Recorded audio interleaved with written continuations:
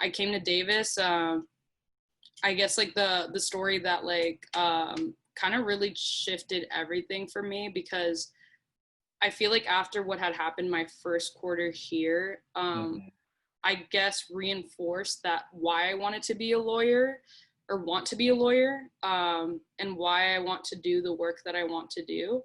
For the first time ever, I was challenged to like advocate for myself. And obviously, like, I had never done that before. I've advocated for students, like, you know, I've had the experience of like advocating at like lobbying at the Capitol, which has been amazing, for like undocumented students, a homeless like student population, and like going to like conventions, whatever, like on the behalf of like my school, which has been such a privilege over the years. And so like I've had experience in that realm and in that field, and a lot of advising, a lot of advisors that honestly I don't know where I'd be at today without them. And so I came here, and they, you know, they placed me as an out-of-state student after like I told you, my, you know, dad was out of the picture a long time ago. My mom had lost her job, so I was left completely financially independent for those 2 years. And then, you know, just trying to work my butt off, trying to like maintain myself, you know, just try to like make my resume good, make myself like work into things like that I'm passionate about. And so essentially, when I got here, they like accepted me on my admission records as in state. So I was like, okay, cool, everything's fine. And then I don't know if you remember the documents that you had to do before you transfer over here. Right. I had to do the residency one, and it asked me if my parent had lived here for a year, and I said no, you know. And so they asked me, am I independent or dependent? Automatically, because you know how FAFSA is extremely strict, you have to either be emancipated, something about like being a veteran, like things that like wouldn't be applicable to me. So you know, I thought they were talking about FAFSA, so I was like, oh yeah, I'm dependent, that's what I do on FAFSA. Right. And so then the paperwork had come back to me, and they're like, sorry, you're out of state, like. And I was like, wait, what? And then next thing you know, my blue and gold was like taken from me, and then my tuition and fees were raised to out of state. So basically they had taken all the financial aid and then just raised the price that I was going to pay. So I was like, great, how am I going to do this? And so then I had appealed to the deputy. They tried working with me as much as they could, you know, quote unquote. And then she basically was like, you know, you don't have enough. And I believe I believe she said paper trail, because I remember using paper trail so much after that. And so she was like, yeah, just unfortunately, like, the policy is very strict. You don't have enough paper trail to back it up. And I was like, okay. And she's like, but you cannot appeal to the UC office of the president. And I was like, well, yeah, I'm gonna do that. And so I appealed, and essentially what had ended up happening is I waited for almost over 3-4 months, David, to find out about the appeal. And I'm here thinking in my head, which no student should ever do. I trusted the administration for some odd reason, because I was like, you know, they'll see the bigger picture once I tell them my story, because it kind of like has a place where you can like explain and like, you know, I gave them so much documentation, bank statements, scholarship letters. Oh my gosh, I can't even, if I were to pull up the email, I don't even know. I sent them like my whole entire 2 years in like an email. And I was like, you know, I'm gonna be fine. It's gonna work out. Obviously it's the office of the president. Shannon Napolitano, she's a Democrat. She's like, I'm here like thinking like so naively, like, oh, it's gonna be fine. Like, it's a UC system. Like, you know, what could happen? And I remember moving to Davis, buying everything that I needed to, maxing out a credit card just to afford to like stay here, because I'm like, okay, once it gets back, like I'll be fine, because financial aid will come through and it's all gonna be fine. And so, yeah, I maxed out a credit card just to afford the first payment plan for UC Davis. And then next thing I know, I'm studying, I'm doing my thing, and then midterms hits, And I hear back from the office of the president, and they're like, I'm so sorry, your appeal was denied and you're out of state. And I was like, oh my God. Wow. I was like, oh gosh. Okay. And so I just remember at that moment, like my body going like numb, and I'm like, oh Mhm. no. And the first thing I started to do was just like, call my family, call my friends, contact anybody that I could. At the time, the only club I was a part of, because I wasn't aware of La Raza as well, I was only a part of the Davis College Democrat. Actually, no, I believe I did started to get involved with you guys, with y'all. But no, yeah, I believe I did start to get involved in La Raza at that time, because I remember asking the board like, hey, I'm going through this situation. Uh-huh. But yeah, so I had the Davis College Democrats, and I just remember like getting close to them very early on. And so I had contacted everybody I like knew, and they're like, you have to post about this. Like you have to start like talking about it on like social media, like everywhere, because it's just like insane. Because like people who know my life story, like especially those who like lived down with me in Orange County and saw me like work almost 35 hours a week while also being a part of a campaign, while also being part of school, while also doing this, Yeah. and they were shocked. They're like, what, you're not a California, what, the state thinks you're a resident, we know you're like, you lived here, you paid into taxes, what do you mean they're telling you you're out of state? And so I was just shocked. I was shocked, David. And so what I ended up happening was I started a GoFundMe, because, and at the time that was before I even thought about change.org. And I don't even know if change.org, no, it was big. It's been big for a while, but I don't know why it didn't, like, I really didn't really think about that from the get-go. What I was thinking of was like, okay, I'm gonna fight this appeal, but the payment plan was due in like 2 weeks, and so I'm like, what am I gonna do? Like, if I do that, they just drop me in like my midterms and my classes, my grades. Like, what am I gonna do? So the only thing I could think of on the spot, because my family, was like, we're low income. Like, I was like, okay, so I need to like try to fund and also share my story. So on the GoFundMe page, I'd seen though that a lot of people do GoFundMe for tuition reasons. So it was a tuition reason.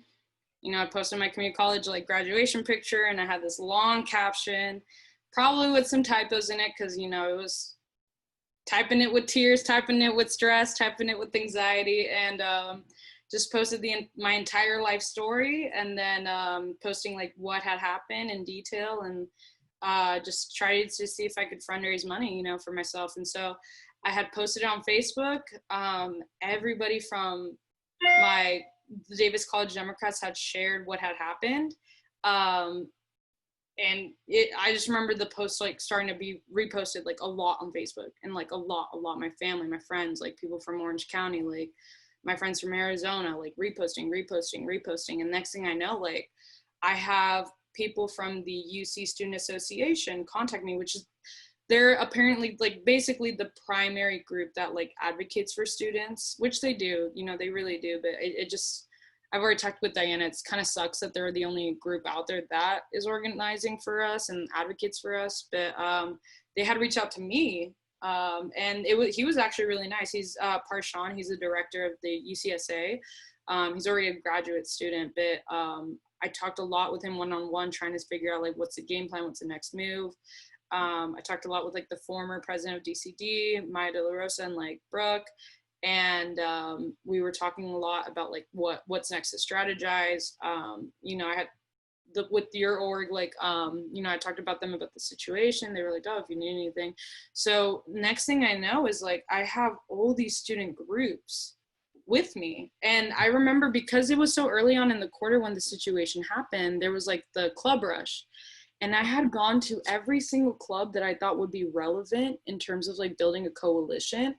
And I just remember like, I don't believe I was late to class, but I remember skipping lunch that day, and just being like, like, I need your help. Like, I need your help. And so like, I was going to like this group called Hope as well. And the former president, is actually now a really, really, really good friend of mine. Her name is Julia. But I had met her for the first time, telling her about my story, and telling her, because I did couch surf a lot throughout my time in like community college. And so I had ridden the bus, like I had gone to the pantry. I definitely definitely struggled economically. My first 2 years out there was really hard for me. And at the moment, I didn't realize that couch surfing was a form of homelessness. So there was also that factor in terms of like my residency status within the school. Because if they were to have like not accepted me as in state and I would have to move, like I would have ended up either crashing on one of my friends from Davis's couches again, or like God knows where, like very unstable housing. And so I just remember approaching them and just being like, yeah, because what the issue had been was that because I was couch surfing, I didn't have the paper trail of the rent that I was like, because I wasn't on a lease. Mm-hmm. And so that's why there was this whole drama, is that, or not drama, but it's just like this block in the road, is that I didn't have the sufficient amount of paperwork to prove it. And, you know, even with my mom, like, I meid sent them her termination letter, sent them my dad's judge court order of his deportation, so much paperwork, and it was still not enough. They strictly wanted like that specific housing paperwork. And I just remember thinking, because it was my friends, because at that time, you know, when you're going through something like that, you don't really like, you're not thinking about like everything. You're just like, I don't know, your mind's just very like all over the place. And so I remember my friends being like, well, what do they expect? What do they expect like people who have housing insecurity, which is a lot of college students, to do if they don't have the paper trail? Like, what if they're crashing on their car? Mm-hmm. And they're like, oh, you're out of, like, you know, like, it's just mm-hmm. like, oh. And this happens a lot with financial aid. That's why, you know, that's why when we took on the issue recently, I'm like, so I ended up basically going to all these clubs, basically forming like an informal coalition just to help me out, going to the AB 540 Undocumented Center, going like everywhere, David. And I think what a lot of people need to understand is when you're going through situations, no matter what it is, you should contact your representatives who are there for you. And I think that goes for like anything. Like there's different ones that are appropriate for like what you're trying to do. Like for federal ones, you want to obviously, like if you're having an issue with a federal program, contact them. For mm-hmm. state ones, if you're dealing with EDD or like the California DMV, like something like that, like you contact your, you know, your local one.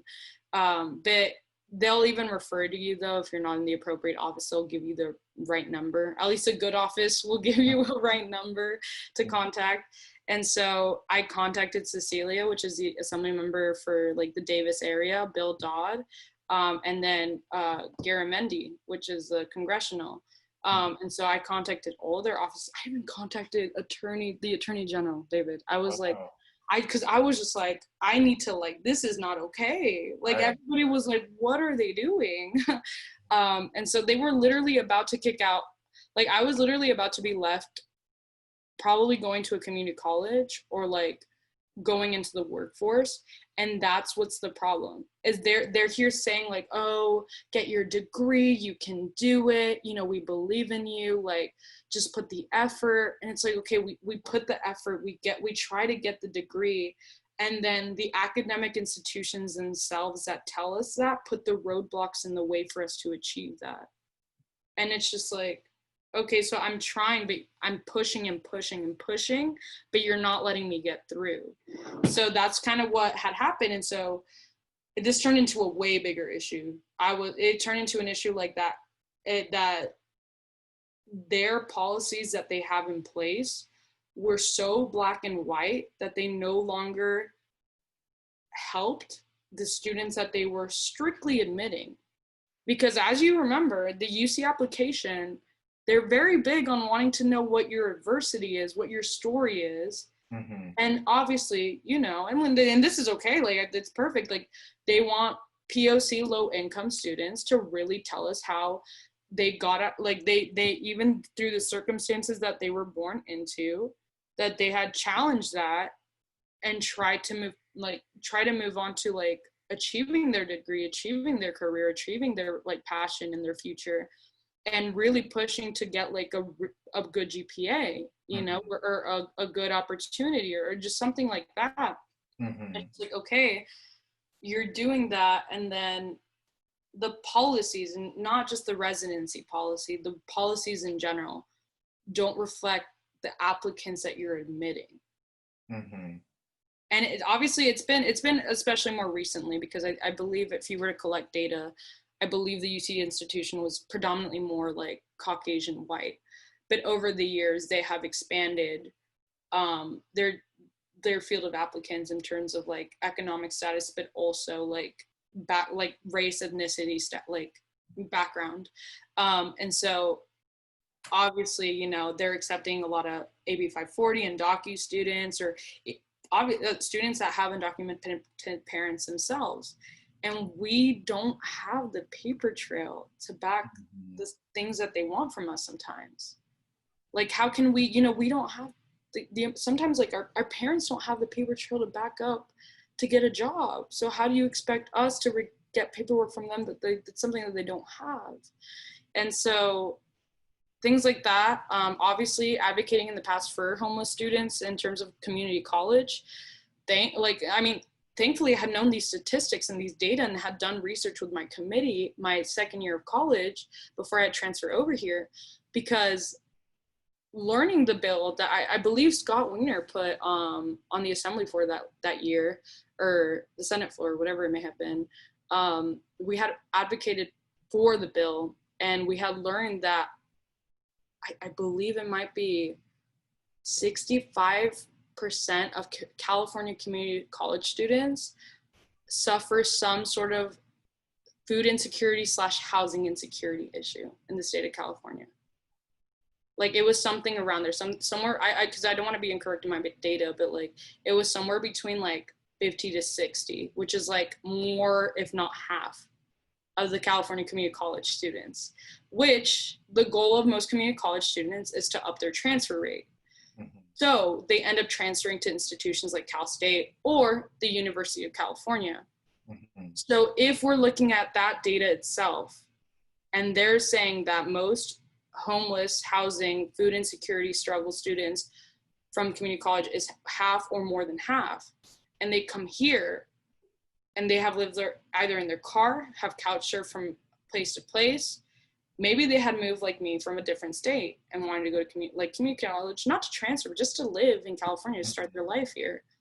Or maybe they wanted to file for a financial aid dependency form, or something of that sort of nature, like file for homelessness. Because for homelessness, they need 2 letters. They need 1 from you to go to like the shelter, and then 2 from a homeless counselor.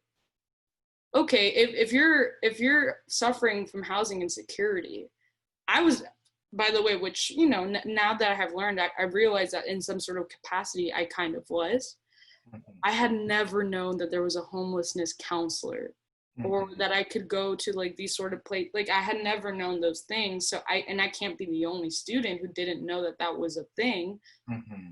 So how are those people who live in their cars, who hop couch to couch from their friends' house, supposed to provide the financial aid office at the UC institution paperwork to follow what they had lived? Mm-hmm. So the whole experience opened this big can of worms that I'm currently still trying to fix and fight over, that the UC institution just has these black and white policies that prohibit people from getting their education. And that's so what ended up happening is I ended up going into a room with the vice chancellor and all these administrators, like director of financial aid, director of the registrar of UC Davis, Barbara herself, who was a deputy for the residency office, all these different people. I think the chair of the enrollment center was literally there. And they had scheduled that meeting with me. And in the past, they were making it really hard for me, because I remember like them calling me randomly. And I remember my friends from the Davis College Democrats, they were like, hey, come to Tahoe. You don't have to, you know, we'll take you. You just like, you need to get away for a little bit. You've never been to Tahoe. You need to just put this on pause for 3 days and just like, you know, act like a college student, like just live for a little bit. And so I remember being like, okay. And the school called me, I believe like on a Friday or Saturday, like at around 2 to 3.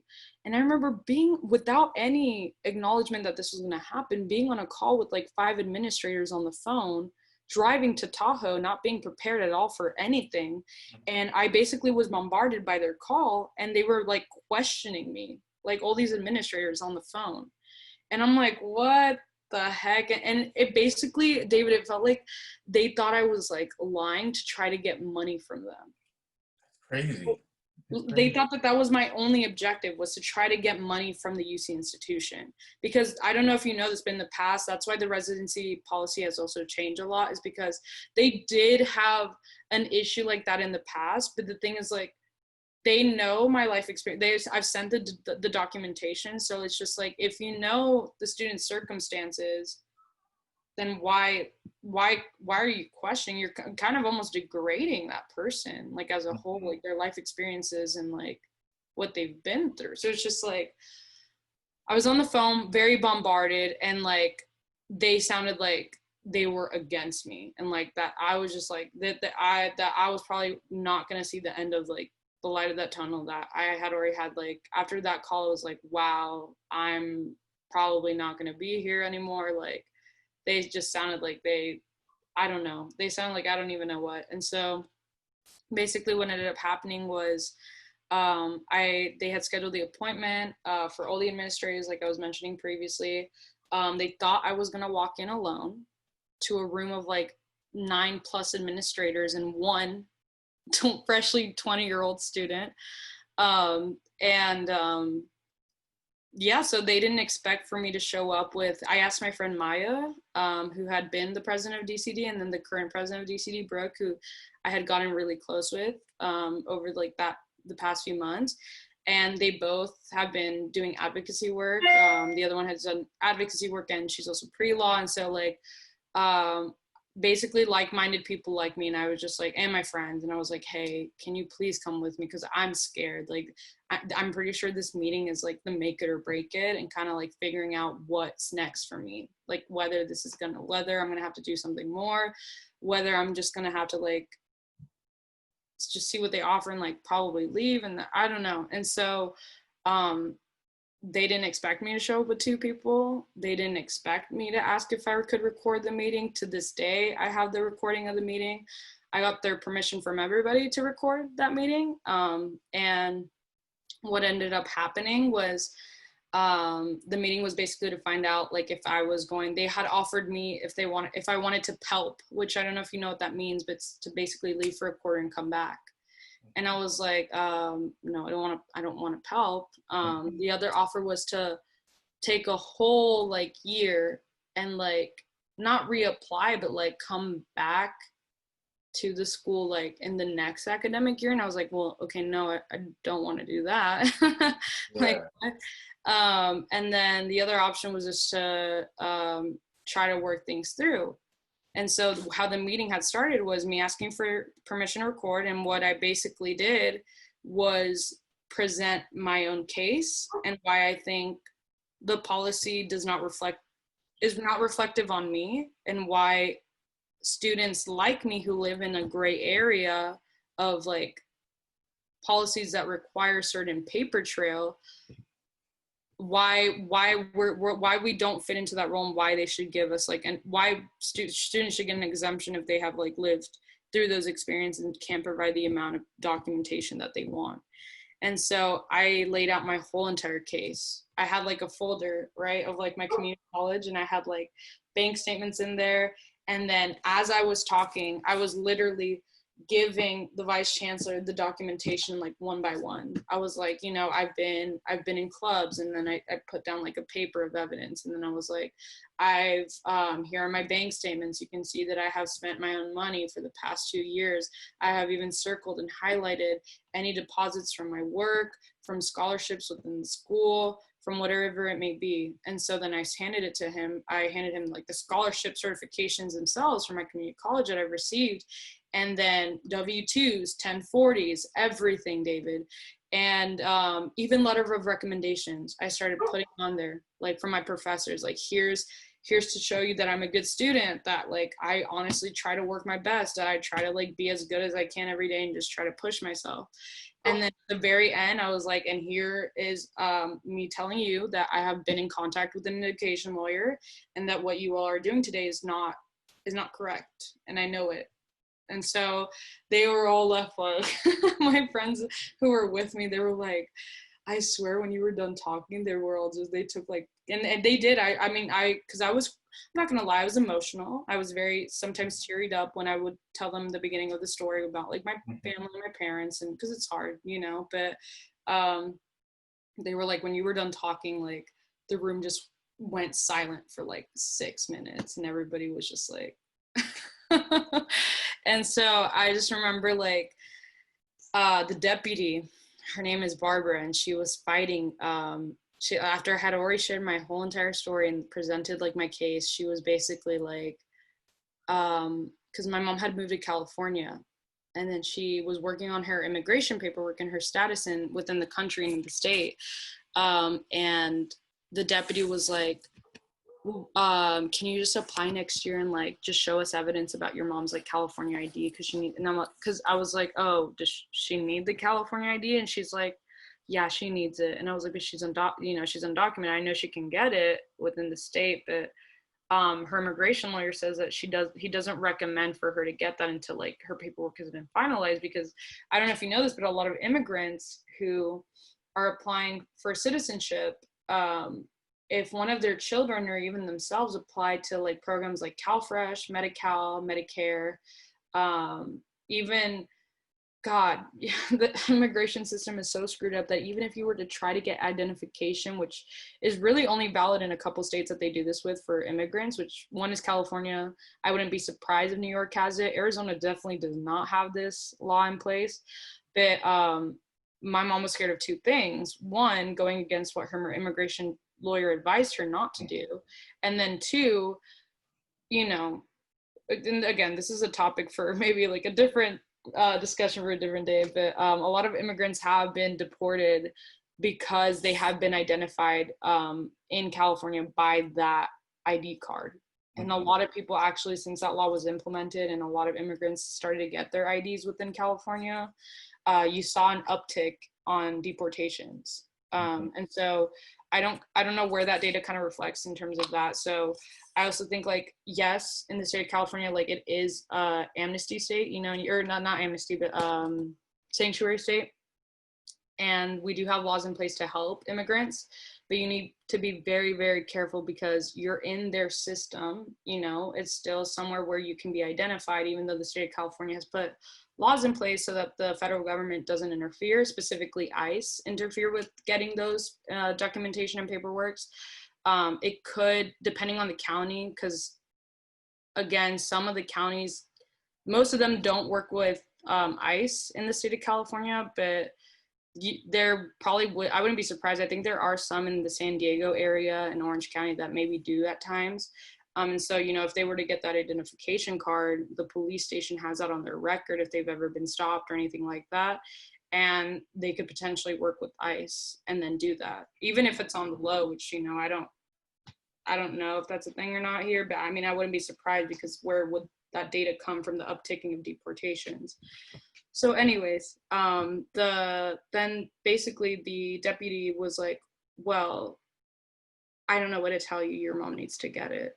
And so then the vice chancellor interrupts her, because this is all recorded. I have this on my phone. Wow. He goes, no. We're not saying that. We're going to look more into that issue. And so he stopped her from continuing on to that conversation. But you could tell, because she's a white Caucasian woman. And you could tell that, I don't know, I don't want to claim anything on this podcast, but like, yeah, she was just very, very passive aggressive with me, and definitely not sympathetic, empathetic at all towards the situation. And so my friends even saw that, and they're like, dude, when she said that, I was like, what the hell? Like, and I was like, I knew it, because she had always been very passive with me, David, very passive. She was the first person I shared my story with. I was like, hey, my dad's this, my mom's this. that's why I'm in a very gray area. Like, can you work with me? And she's like, no, appeal. And so I was like, wow. So she pushed, even at that meeting, she was still so persistent on not like being understanding whatsoever. After I've been so vulnerable, fought so hard, showed up there and 6 administrators, 2 friends, a recorded line. And Yeah. so, yeah. So basically, the meeting ends, and the financial aid director, Trina Wilson, or co-director, Trina Wilson, and the admissions director, vice chancellor had left, I believe, and I believe it was the director of the registrar, so Barbara's boss, had all been there in the room only after everyone had left. And Trina, wow, she, like, you know, even though, like, you know, I know the financial aid has their own issues, but she really did, because I can't sit here and lie to you that no administrator worked with me, because that wouldn't be true. Trina did work with me, and she kind of like was like, well, hey, I think that this is what we should do. You from evidence, you have showed us that you have suffered housing insecurity. So I think that we need to like work with the financial aid to classify you as such. So that way, for the residency issue, it surpasses that, because you are technically like someone who suffers from housing, and that, you know, it doesn't get more evident than that you're independent. And so I worked with her through that. But after that, the admissions record person, and then the registrar director went up to my friends, but also me, and they're like, wow, you said you were pre-law, right? And I was like, yeah, I think I want to be pre-law. And they're like, well, you're going to be an amazing lawyer, so you should honestly like stick to that. And I remember that day, like, and that's why I'm telling you, like, from what I said in the beginning, like, this experience really changed everything for me. Because first of all, how I viewed people who want to take on the role as a lawyer, and like approaching those like institutions, those, or just like a trial, and like trying to like go with, you know, trying to claim your case. And so that put a lot of things into perspective, and I was like, this is what I need to do, this is what I want to do. Like, I love policy and I want to do policy too, but I think that I'm really good at advocating, and I have now proven that I can advocate for myself and others as well. And so, yeah, the kind of like the rest is history. I ended up basically talking to Trina, working it out with her. They ended up, you know, basically applying my financial aid back, classifying me as in state. And everything was relatively, you know, fine. I went to the UC Regents meeting that same semester in San Francisco, and I ended up advocating for the residency policy and letting them know that what I had just told you right now on the podcast, like, your applicant pool straight to the, like, because it's the president and then all the other regents, and it was like this table. And you know, you can find my video on my Facebook, or I don't know if I have it on my Instagram, but my Facebook. And I just said it straight to her, you know, I'm like, so she can even get emotional, like, because she's from Phoenix herself, she's from Arizona. So I told her, I was like, I'm from Phoenix, I'm a transfer student, because the president, chancellor, I forget his official title, of the entire California community college system sits on that meeting. He's part of the regions. So I was also letting him know how the process is for his own students, how this UC institution is putting barriers for his own students that he wants to be transferred to this institution. And so, you know, I mentioned everything because I realized my crowd, that's a big thing. You got to observe the crowd, see who you're talking to.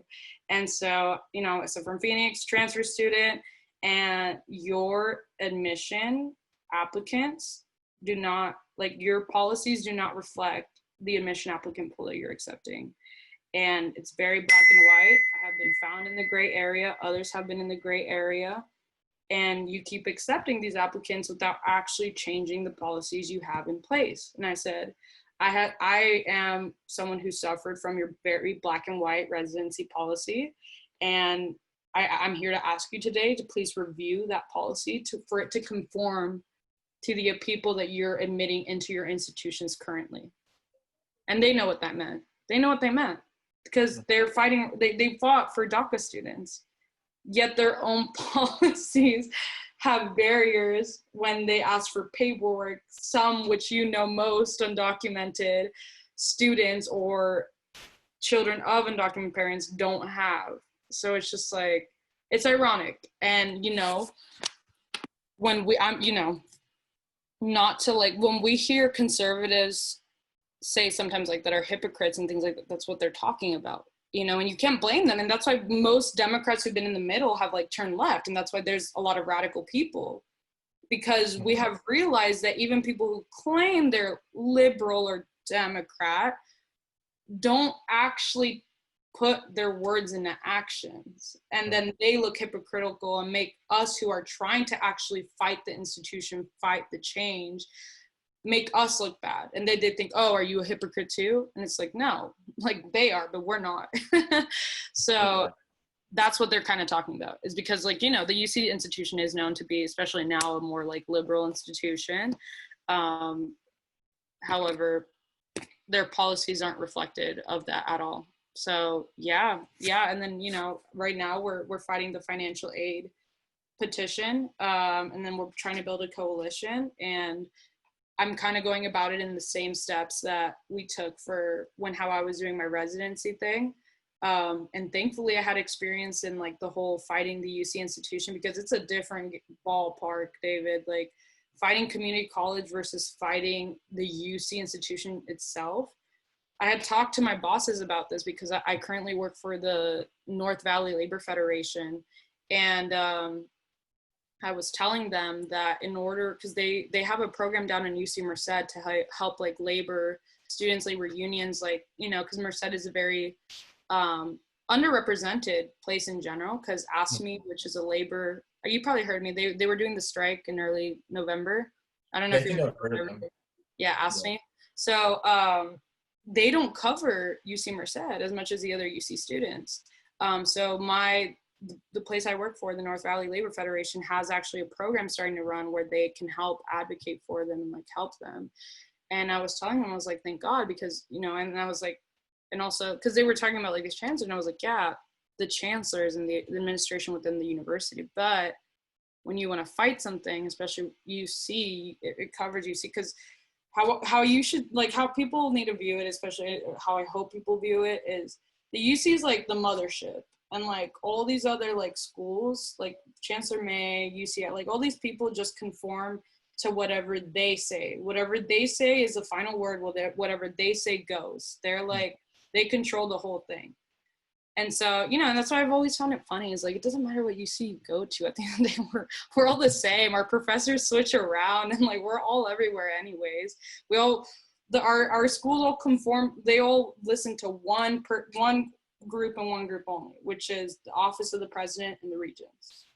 And so what sucks about going to UC, which I don't know how it plays out in Cal State, if I'm going to be completely honest, is if you want to fight something, fine. You get to the chancellor, you work through it through the administration.